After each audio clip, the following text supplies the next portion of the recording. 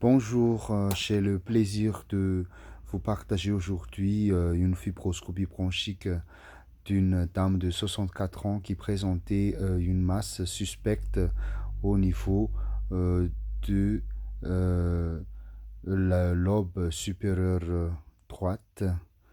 Donc, comme d'habitude, on a commencé la fibroscopie bronchique, donc la voie d'introduction et la narine gauche.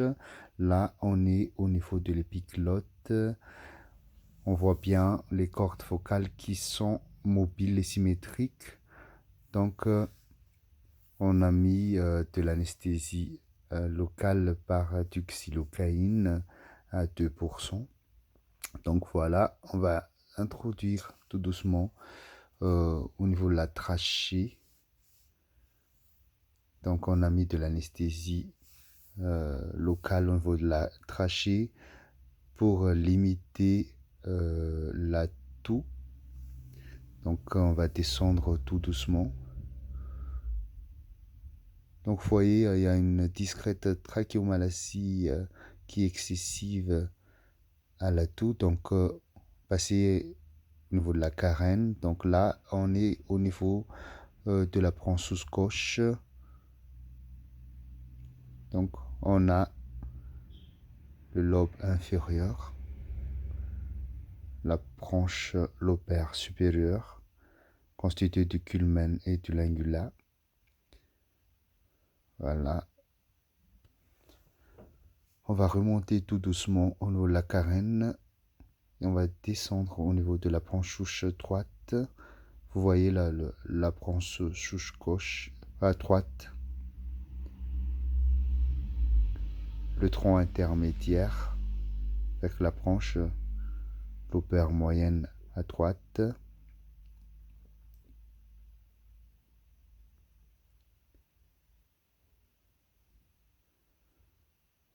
Et la branche lobaire inférieure à gauche. Donc là, on est au niveau des branches segmentaires des lobes inférieurs. Donc, vous voyez bien qu'il n'y a pas de lésion endobronchique suspecte au niveau de la branche lobaire moyenne, lobaire inférieure. Donc là, au niveau des branches segmentaires, donc il n'y a pas de lésion suspecte.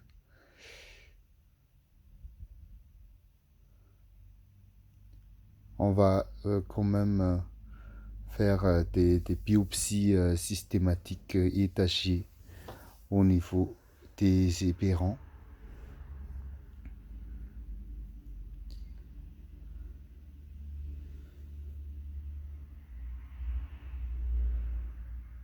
Tous les bronches sont cathétérisables par la fibroscope. Donc on va faire une biopsie au niveau de l'épéron de la bronche lobaire inférieure.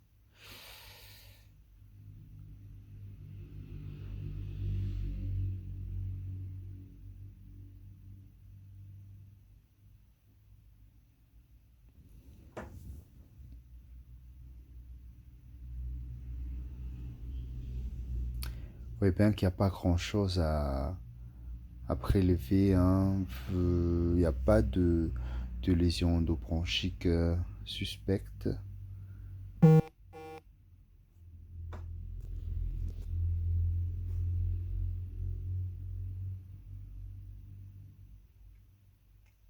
Donc la technique de la biopsie des épérons consiste à introduire la pince au niveau du canal opérateur de la fibroscope et dès qu'on arrive au niveau de la carène, on ouvre la pince, on pince et on tire tout doucement. Voilà, on tire tout doucement pour avoir un échantillon de la muqueuse de l'épéron bronchique. Donc vous voyez, les saignements sont surtout traumatiques liés au prélèvement.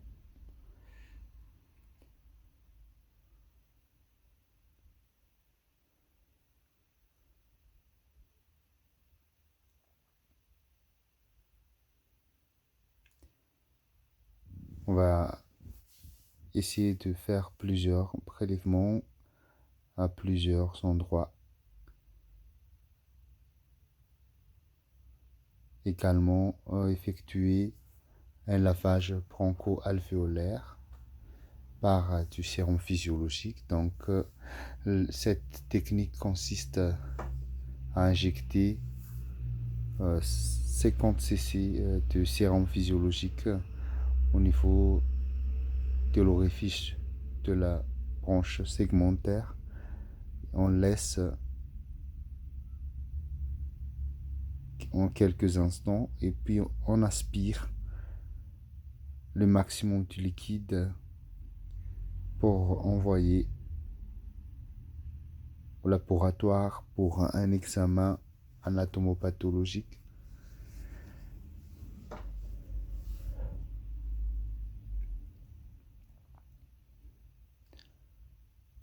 Donc on essaie d'aspirer. Parfois, quand on a des muqueuses infiltrées au niveau des bronches, on effectue le brossage bronchique. Donc le brossage consiste à introduire la broche et faire brosser les bronches pour avoir des cellules qui vont être récupérées lors du lavage broncho-alvéolaire. Donc ces prélèvements-là vont être envoyés à l'examen cytoanatomopathologie à la recherche de cellules anormales. Donc vous voyez qu'on a effectué un autre lavage broncho-alvéolaire. Donc le contre-indication du lavage broncho-alvéolaire, c'est surtout chez les patients qui sont insuffisants respiratoires chroniques ou PPCO sévère, ça pourrait majorer la dyspnée. Mais en général, il n'y a pas de complications majeures. Donc là, on a terminé notre examen. Donc on va vérifier les bronches. Ici, après l'aspiration, on va vérifier les bronches. Voilà, on va revenir au niveau de la carène. On va voir la bronche lobaire supérieure, tronc intermédiaire, branche lobaire moyenne et la branche lobaire inférieure droite. On va remonter au niveau de la carène, vérifier à gauche.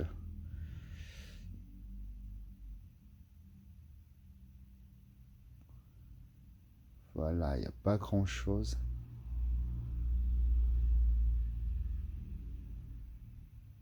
Droite.